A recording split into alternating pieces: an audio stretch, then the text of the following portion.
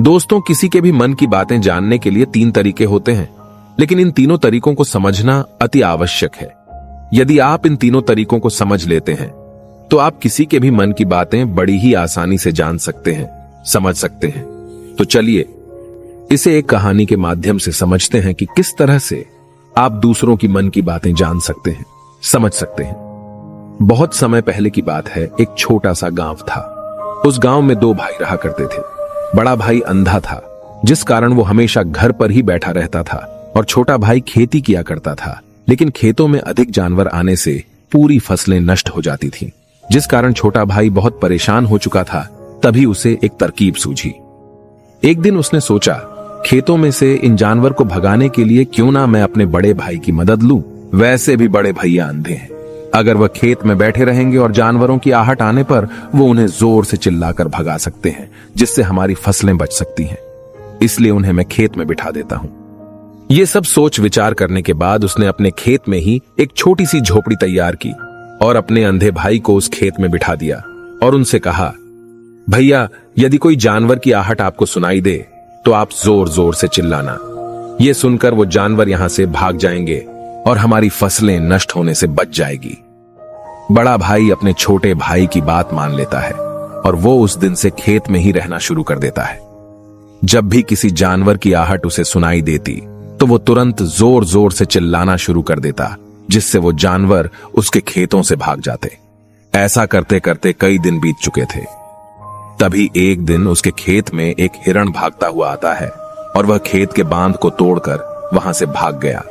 लेकिन उसी हिरण का पीछा करते हुए एक राजा भी उस खेत में आ पहुंचा। तभी राजा की नजर उस अंधे भाई पर पड़ती है। राजा उस व्यक्ति से कहता है, देखो, मैं यहां पर एक जानवर का पीछा करते हुए आया हूं। क्या तुमने उस जानवर को यहां पर देखा है? इस पर वो व्यक्ति कहता है, हे राजन, मैं तो अंधा हूं। मैं भला किसी जानवर को कैसे देख सकता हूं? लेकिन मैं आपको इतना जरूर बता सकता हूं कि जो जानवर मेरे खेतों से होकर भागा है वो आपके लायक नहीं है। आप उसके पीछे अपना समय यूं ही व्यस्त कर रहे हैं। राजा उस अंधे व्यक्ति की बात सुनकर बड़ा अचरज में पड़ गया। वो ये सोचने लगा कि आखिर ये तो अंधा है, फिर इसे कैसे पता कि जिस हिरन को मैं तलाश रहा हूं वह हिरन मेरे लायक है ही नहीं। ये अंधा व्यक्ति मुझे कैसे बता सकता है? तभी राजा उस अंधे व्यक्ति से कहता है, कहीं तुम मुझसे झूठ तो नहीं कह रहे? एक तरफ तुम ये कहते हो कि तुम अंधे हो और दूसरी तरफ तुम ये भी कह रहे हो कि जो जानवर यहां से भागा है वो मेरे लायक नहीं है। इस पर वो अंधा व्यक्ति कहता है, हे राजन, जिसे आप एक हिरण समझ रहे हैं, असल में वो एक हिरण नहीं है, बल्कि एक हिरणी है, और वो भी गर्भवती है। और जहां तक मुझे ज्ञान है, मैंने कभी किसी राजा को किसी गर्भवती हिरणी का शिकार करते हुए नहीं सुना है। और इसी कारण मैं आपसे ये कह रहा हूं कि वो हिरणी आपके लायक नहीं है। आप उसके पीछे अपना समय व्यर्थ ना करें। यह सुनकर राजा और भी अचरज में पड़ गया। वो ये सोचने लगा कि आखिर ये अंधा आदमी ये कैसे जान सकता है कि वो हिरणी है और गर्भवती है। राजा कुछ देर सोच विचार करने के बाद अपने सेनापति से कहता है, सेनापति जी, मुझे वो जानवर जिंदा चाहिए, क्योंकि मुझे यह पता करना है क्या वह हिरणी है और क्या वह गर्भवती है। क्योंकि यह अंधा आदमी बहुत विश्वास के साथ कह रहा है और मुझे इस बात की पुष्टि करनी है। यदि वह हिरणी हुई और गर्भवती हुई तो वह हमारे शिकार के लायक नहीं है, क्योंकि हम तो एक हिरण का पीछा कर रहे थे। इसलिए जाओ और पता करो कि क्या वो हिरणी है। सेनापति राजा से आज्ञा लेकर आगे की ओर बढ़ चलता है और कुछ देर बाद जब वह वापस लौट कर आता है तो वह राजा को कहता है, हे राजन, इस अंधे आदमी ने जो भी बातें कही हैं वो बिल्कुल सही हैं। वो एक हिरणी ही है और वह गर्भवती भी है। यह सुनकर राजा आश्चर्यचकित रह गया। उसे समझ नहीं आ रहा था कि आखिर अंधा आदमी कैसे पता कर सकता है कि वह जानवर एक हिरणी है, और तो और वह गर्भवती है। भला एक अंधा आदमी यह कैसे देख सकता है? यह कैसे जान सकता है? आखिर इसे यह कैसे पता चला? ऐसे कई सारे प्रश्न अब राजा के मन में उमड़ने लगे। अब राजा ने यह ठान लिया था कि मुझे इस बात की तह तक पहुंचना ही है कि आखिर यह अंधा आदमी कैसे जानता है कि वह जानवर एक हिरणी है। यह सोचकर राजा उस अंधे आदमी के पास जाता है और उस अंधे आदमी से कहता है, देखो, मैं ये तो नहीं जानता कि तुम सचमुच अंधे हो या नहीं, लेकिन मैं तुमसे एक बात जानने आया हूं। क्या तुम मेरे प्रश्न का सही सही जवाब दोगे? इस पर अंधा व्यक्ति कहता है, हे राजन, आप जो कुछ पूछना चाहते हैं मुझसे पूछ सकते हैं, मैं आपको बिल्कुल सच सच जवाब दूंगा। इस पर राजा कहता है, देखो, एक तो तुम कहते हो कि तुम अंधे हो और दूसरी तरफ तुमने यह बता दिया कि जिस जानवर का पीछा मैं कर रहा हूं वह एक हिरणी है, और तो और वह गर्भवती भी है। आखिर तुम्हें यह कैसे पता चला? तुम्हारे खेत में और भी तो जानवर आते होंगे, और भी तो जानवर यहां से गुजरते होंगे, फिर तुमने यह कैसे अंदाजा लगाया? तभी वह अंधा व्यक्ति राजा से कहता है, हे राजन, आप जिस हिरणी का पीछा कर रहे थे वही हिरणी जब मेरे खेत में आई, उसकी रफ्तार और उसके भागने की आहट से मुझे यह एहसास हो चुका था कि यह एक हिरणी है, और मेरे खेत की जो बांध है वह बहुत छोटी है, उसकी ऊंचाई ज्यादा नहीं है। यदि कोई हिरण होता तो उस बांध को बड़ी आसानी से लांघ जाता, लेकिन वह हिरणी इस बांध को तोड़कर भागी है, और यदि वह इस बांध को छलांग लगाकर पार करने का प्रयास करती तो इससे उसके बच्चे को खतरा होता, और इसी बात से मैंने यह पता लगा लिया कि वह गर्भवती है। इस कारण वह ज्यादा ऊंची छलांग न लगाकर मेरे खेत की बांध को तोड़ते हुए भाग गई। इस पर राजा के मन में एक और प्रश्न उठा। राजा ने कहा, किंतु तुम्हें कैसे पता चला कि वो एक हिरणी ही है, और भी तो कोई जानवर यहां पर आ सकते हैं? इस पर वो अंधा व्यक्ति कहता है, हे राजन, मैं पूरा दिन सुबह शाम यहीं पर बैठा रहता हूं, और मेरी सुनने की शक्ति बहुत तेज है। मैं ये बाफ जाता हूं कि कौन सा जानवर मेरे खेत में आया है, और उसी के आधार पर मैं जोर जोर से चिल्लाता हूं ताकि वो मेरे खेत से भाग जाए और मेरे खेत की फसलों को नष्ट ना कर पाए। राजा उस अंधे आदमी का यह जवाब सुनकर पूरी तरह से संतुष्ट हो चुका था। वो मन ही मन ये सोच रहा था कि आदमी भले ही अंधा हो, लेकिन ये तो बड़ा ज्ञानी मालूम पड़ता है, इस आदमी से कुछ ना कुछ तो काम निकलवाना ही चाहिए। ये विचार लिए हुए राजा वहां से वापस अपने महल की ओर लौट जाता है। राजमहल पहुंचते ही राजा उस अंधे व्यक्ति से कहता है, आप तो बड़े ज्ञानी व्यक्ति है, आपको किसी भी बात का पता बड़ी आसानी से चल जाता है। आज मैंने आपको यहां पर इसलिए बुलाया है क्योंकि मैं आपसे ये जानना चाहता हूं कि मेरी पत्नी पतिव्रता है या नहीं। इस पर वो अंधा व्यक्ति कहता है, हे राजन, ये कैसा प्रश्न हुआ? इस पर राजा कहता है, मैंने आपसे बिल्कुल उचित प्रश्न किया है, मुझे इस प्रश्न का उत्तर दीजिए। इस पर वो अंधा व्यक्ति कहता है, हे राजन, ये सारी बातें जाने दीजिए। आपकी शादी को इतने साल बीत चुके हैं, और अब आप ये बात क्यों जानना चाहते हैं? आपके मन में ऐसे प्रश्न क्यों उठ रहे हैं? इस पर राजा जिद करते हुए कहता है, देखिए, आपको मुझे इस प्रश्न का उत्तर तो देना ही होगा।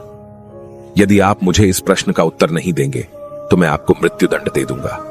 राजा के मुख से यह बात सुनकर वो अंधा व्यक्ति कहता है, हे राजन, यदि आप इस प्रश्न का उत्तर चाहते हैं तो उसके लिए आपको मेरा एक काम करना होगा।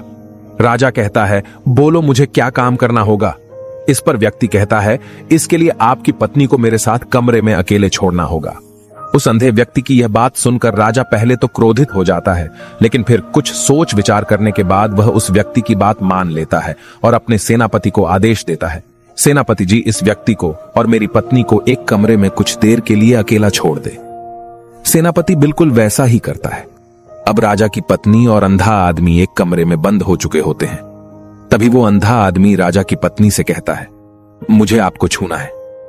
इस बात पर रानी अत्यधिक क्रोधित हो जाती है और उस अंधे आदमी को वो पकड़ पकड़ कर पीटने लगती है, कभी हाथों से तो कभी लातों से तो कभी पटक पटक कर। इस तरह से उन्होंने उस अंधे आदमी की खूब पिटाई की।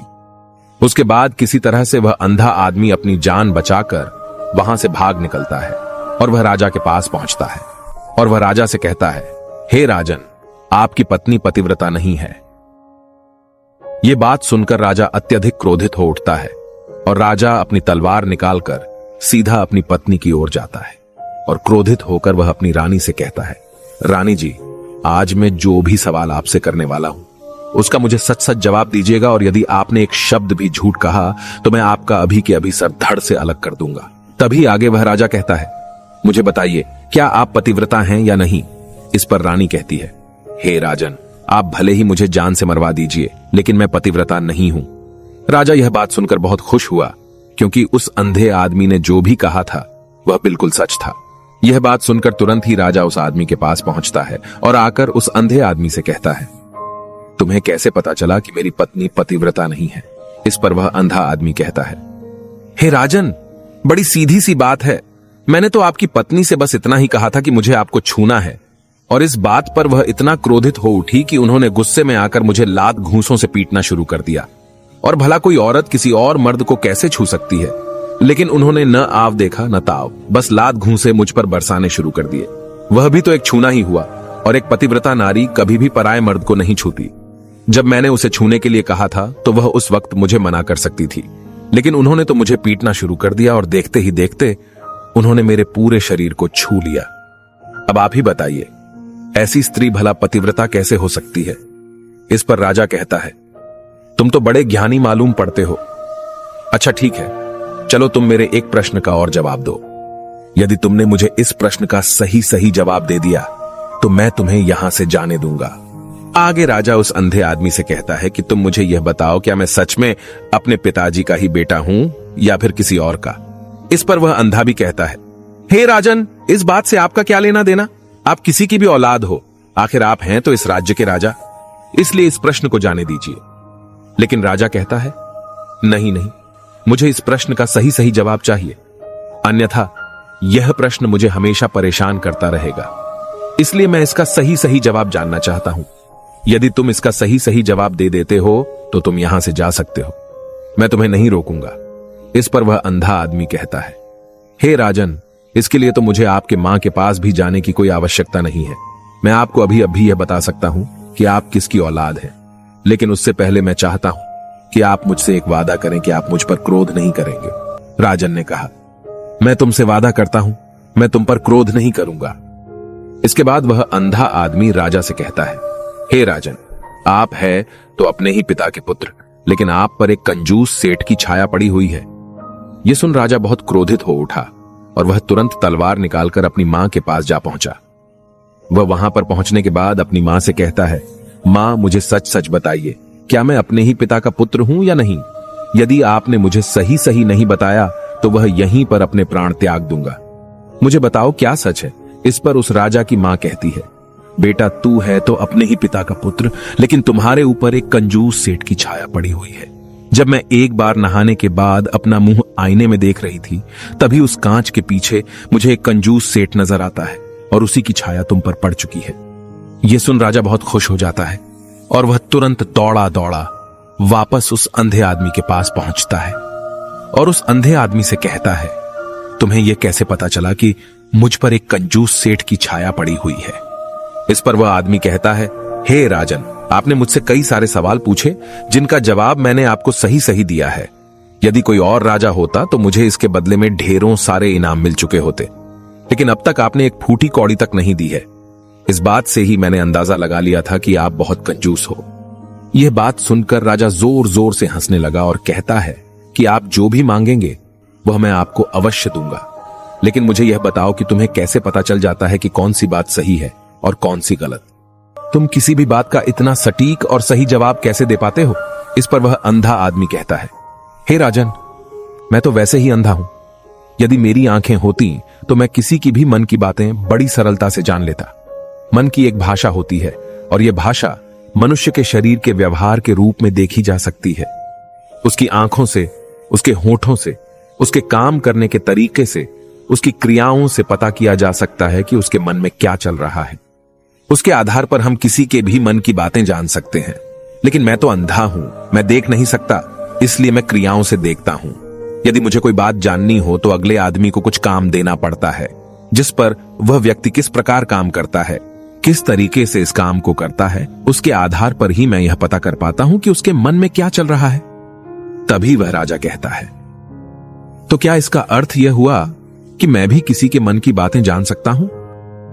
इस पर वह अंधा आदमी कहता है, हे राजन, अवश्य आप भी किसी भी व्यक्ति के मन की बात जान सकते हैं, किंतु उससे पहले आपको अपने ऊपर काम करना होगा, और वह काम है अपने मन को शांत करना, अपने मन को वर्तमान में लाना होगा, जिसके लिए मैं आज आपको 3 तरीके बताने वाला हूं। और ये तीनों ही तरीके बड़े ही आसान और सरल हैं। किंतु हे राजन, उससे पहले आपको एक काम करना होगा, अपने मन को एकाग्र करना होगा। जब हम अपने मन को एकाग्र करते हैं, अपने मन को वर्तमान में लाते हैं, तो हम दूसरे के मन की बात जान सकते हैं, क्योंकि वह आदमी अभी भी अपने मन में वर्तमान में ही सोच रहा है, और हमें भी मन को वर्तमान में ही लाना होगा। तभी हम उसके मन की बातें जान सकते हैं। यदि हम अतीत में हुई घटनाओं के बारे में सोच रहे हैं तो वह जो अगला आदमी वर्तमान में सोच रहा है, वर्तमान में अपने मन में बात कर रहा है, वह हम कैसे जान पाएंगे? क्योंकि हम तो अतीत की घटनाओं में डूबे हुए हैं। इसलिए किसी के भी मन की बात जानने के लिए सबसे पहले हमें हमारे मन को एकाग्र करना होगा, उसे वर्तमान में लाना होगा।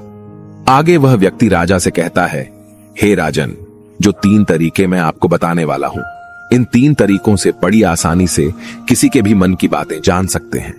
उसके बाद वह अंधा आदमी राजा से कहता है, हे राजन, जो सबसे पहला तरीका है वह है आंखों पर ध्यान देना। किसी व्यक्ति से बात करते वक्त उसकी आंखों में देखना, उसकी आंखों पर ध्यान देना जो सबसे ज्यादा जरूरी है, क्योंकि आंखें बोलती नहीं पर बहुत कुछ कह जाती हैं। यदि हम किसी व्यक्ति की आंखों के इशारों को समझना सीख जाएं, हम यह जान पाएंगे कि व्यक्ति के दिमाग में क्या चल रहा है, वह क्या सोच रहा है और अभी वह क्या करने वाला है। मेरे पास आंखें नहीं हैं, लेकिन मैंने अपने गुरु से यह विद्या सीखी है, क्योंकि बहुत सालों पहले मेरे पास आंखें थीं और मैं उस वक्त लोगों के मन की बातें केवल उनकी आंखों से ही जान लेता था। इसलिए यदि आप भी दूसरों की मन की बातें जानना चाहते हैं तो आपको भी उनकी आंखों पर गौर करना चाहिए, जैसे कि उनका आकार कैसा है, वह कब, कहां और किधर देख रहे हैं। यदि उसकी आंखें यहां वहां घूम रही हैं जब आप उससे बातें कर रहे हैं, तो वहां वह इधर उधर मोड़ रहा है, कभी ऊपर तो कभी नीचे या कभी आसपास, या फिर उसकी आंखें खुश नजर आ रही हैं या फिर आंखें निराश नजर आ रही हैं, जैसे कि चोर होता है। उसकी आंखों में जब हम देखते हैं तो हमें यह पता चलता है कि अगले आदमी ने कोई गलती की है। ठीक उसी प्रकार जब हम किसी चालाक व्यक्ति की आंखों में देखते हैं तो आपको पता चलेगा कि उसकी आंखों में एक भाषा होती है। एक बहुत ही सीधा और आसान तरीका होता है। यदि आपको यह पता लगाना है कि सामने वाला व्यक्ति आपसे झूठ कह रहा है या फिर सही, तो आपको उसकी आंखों पर ध्यान देना अति आवश्यक है। यदि आपसे बात करते वक्त वह व्यक्ति अपनी आंखें यहां वहां घुमा रहा है, ऊपर नीचे, इधर उधर, दाएं बाएं, हर जगह देख रहा है, तो इसका अर्थ यह हुआ कि वह उस बात से निकलने का कोई रास्ता ढूंढ रहा है, वो कोई झूठ बना रहा है। यदि सामने वाला व्यक्ति आपसे कुछ झूठ कहने का प्रयास कर रहा है तो वह आपसे नजर नहीं मिलाएगा। वह यहां वहां देखेगा, ऊपर नीचे देखेगा, लेकिन वह आपकी आंखों में आंखें डालकर कभी नहीं देख पाएगा, क्योंकि उसे डर है कि यदि उसने आपकी आंखों में आंखें डालकर देखी तो उसका झूठ पकड़ा जाएगा और लोगों को सच्चाई का पता चल जाएगा। और इसी प्रकार कुछ और भी भाषाएं होती हैं। जब आप किसी की आंखों में आंखें डालकर यह देखना शुरू कर देंगे कि उसके हाव भाव क्या है, ठीक उसी प्रकार चेहरे के हाव भाव होते हैं, जिससे हम मन की बातें बड़ी आसानी से समझ सकते हैं और इन्हें भी समझना बहुत जरूरी है। कभी कभी कोई व्यक्ति अपने चेहरे से जैसे आंख, होंठ और बहुत से कुछ अलग अलग व्यवहार करता है। यदि आप किसी व्यक्ति के चेहरे में गौर करेंगे तो आप आसानी से समझ पाएंगे कि वह व्यक्ति निराश है, जब व्यक्ति बहुत उदास है, या फिर वह बहुत खुश है, या फिर उसे कोई बहुत बड़ा दुख है। वह अपने अंदर क्या महसूस कर रहा है, ये सारी बातें हम उसके चेहरे के हाव भाव से पता कर सकते हैं। फिर चाहे इंसान जुबान से कुछ बोले या ना बोले, लेकिन आप उसके चेहरे से सब कुछ पता कर सकते हैं। आगे व्यक्ति राजा से तीसरा तरीका बताते हुए कहता है, हे राजन, इसी प्रकार तीसरी भाषा भी है, अर्थात तीसरा तरीका भी है, और वह है हाथों के इशारे और शरीर का व्यवहार। मन की बात समझने के लिए हमें हाथ के इशारे और शरीर के व्यवहार को समझना बहुत आवश्यक है। कोई व्यक्ति जब बात करता है तो आपने देखा होगा कि वो अपने हाथों को हिलाता रहता है, अपने हाथों से इशारा करता रहता है। बातों के साथ साथ अपना शरीर का जो व्यवहार है, अर्थात बॉडी लैंग्वेज, उसका भी पूरा उपयोग करता है, जिससे हमें यह पता चल पाता है कि वह व्यक्ति हमारी बातों पर कितना ध्यान दे रहा है और उसके मन में क्या चल रहा है। शरीर के व्यवहार को देखने के लिए उसके हाथ मटकाने, शरीर मटकाने और चेहरे पर बार बार हाथ लाने, हाथों का एक दूसरे से मसलना, ऐसी बहुत सी क्रियाएं होती हैं, उस पर हमें ध्यान देना अति आवश्यक है। मन की बात को समझने के लिए हमें शरीर के व्यवहार को भी समझना पड़ता है। यदि हम इन 3 तरीकों को सही तरीके से ध्यान देकर इन 3 तरीकों को अच्छे से समझ लेते हैं तो हम बहुत जल्दी किसी भी व्यक्ति के मन की बातें बड़ी सरलता और सहजता से जान सकते हैं। इसलिए यदि आपको किसी के मन की बातें जानी हैं तो आपको उसकी आंखों पर, उसके चेहरे पर, उसके शरीर के हाव भाव को और उसके हाथों को ध्यानपूर्वक देखना और समझना होगा, जिससे आप यह समझ पाएंगे कि आखिरकार उसके मन में क्या चल रहा है और वह क्या सोच रहा है। लेकिन उनसे पहले आपको अपने मन को एकाग्र करना होगा, शांत करना होगा और अपने मन को वर्तमान में लाना होगा। तभी आप उस व्यक्ति की इन सभी क्रियाओं पर ध्यान दे पाएंगे, उन्हें समझ पाएंगे। अन्यथा आप यदि अतीत की घटनाओं में व्यस्त हैं, भविष्य की योजनाओं में व्यस्त हैं, तो आप उस व्यक्ति के हाव भाव पर कभी ध्यान ही नहीं पाएंगे और न ही आप कभी यह समझ पाएंगे कि आखिर उस व्यक्ति के मन में क्या चल रहा है, वह क्या सोच रहा है। आपने देखा होगा कि ऐसे कई बड़े संत महात्मा हैं जो बड़ी ही शांति से आपको देखते हैं और आपको देखकर ही ये बता देते हैं कि आपके मन में क्या चल रहा है, आप उनसे क्या जानने आए हैं। और इसका सबसे बड़ा प्रमुख कारण यही है कि वह आपको पढ़ सकते हैं, आपको समझ सकते हैं, आपकी मन की बातें जान सकते हैं, क्योंकि उनका मन एकाग्र है, शांत है और यही कारण है कि वह आपके मन की बातें बड़ी सरलता से समझ जाते हैं। यदि आपने अब तक पूरी कहानी को सुना है तो मैं आपसे एक छोटा सा अनुरोध करना चाहता हूं। कृपया इस चैनल को सब्सक्राइब करें